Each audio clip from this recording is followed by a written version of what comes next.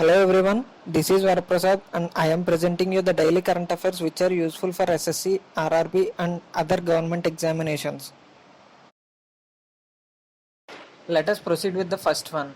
World Heritage Day 2020 observed globally on 18th April. This day is celebrated to preserve the human heritage and to recognize all the efforts of relevant organizations. The theme of this year is Shared Culture, Shared Heritage and Shared Responsibility. The theme focuses on global unity with the current worldwide health crisis. Coming to the history of World Heritage Day, the International Council on Monuments and Sites ICOMOS in 1982 announced 18th April as World Heritage Day. This was approved by the General Assembly of UNESCO in 1983 with an aim of enhancing awareness about the importance of cultural heritage, monuments and to conserve them. Agriculture Minister Narendra Singh Tomar has launched a mobile application named Kisan Rath. This farmer-friendly app has been launched to facilitate transportation of food grains and perishables during lockdown. The mobile application Kisan Rath has been developed by National Informatics Center (NIC) to provide farmers and traders in finding transport vehicles for primary and secondary transportation for the movement of agriculture and horticulture produce. The agriculture produce comprise of food grains, that is pulses, cores, cereals, etc., fruits and vegetables, coconuts, spices, oilseeds, flowers, bamboos, etc.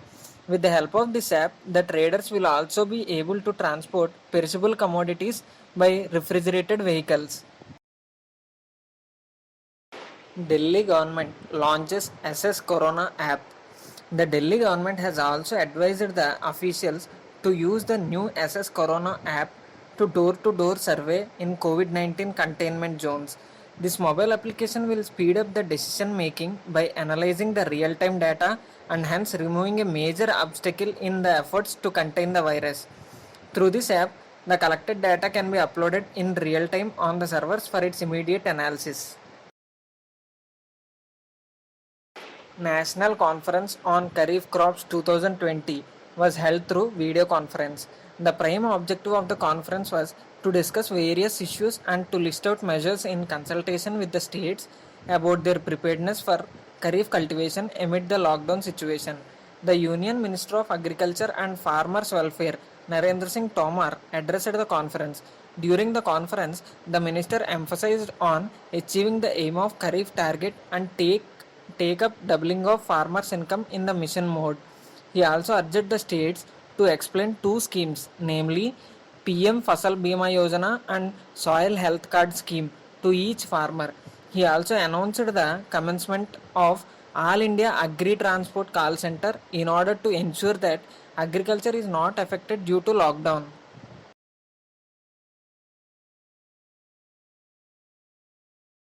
DRDO rolls out new products to enable COVID-19 disinfection process. These new products include automatic mist-based sanitizer dispensing unit and UV sanitization box and handheld UV device. DRDO is continuously developing solutions from its existing technologies to contribute towards fight against COVID-19. TVS Motor Company acquires UK's most iconic sporting motorcycle brand, Norton. The iconic sporting motorcycle brand was acquired in an all-cash transaction of £16 million sterling. As a part of deal, TVS Motor Singapore Private Limited has signed an asset purchase agreement with Norton Motorcycles Holdings Limited and Norton Motorcycles UK Limited.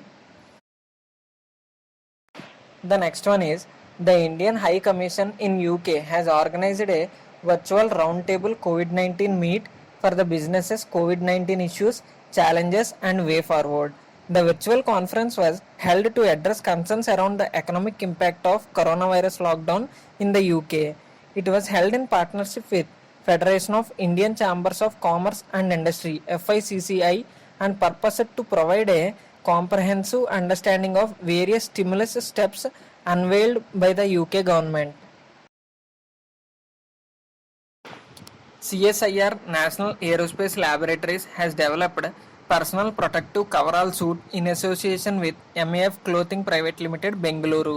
The polypropylene spun laminated multi-layered non-woven fabric-based suit has been developed for the frontline health workers in order to fight against COVID-19.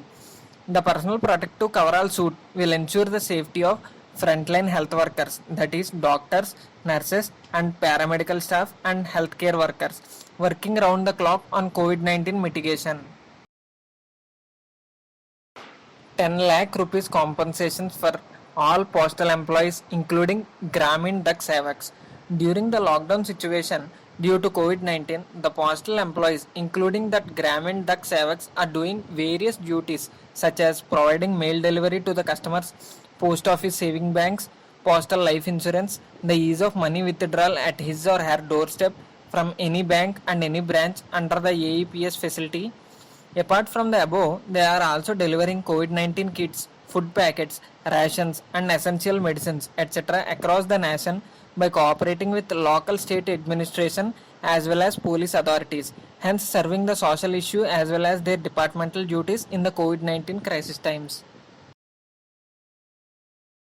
The last one of the session, tribal leader and former Odisha minister Saharai Voram passes away. He was 78.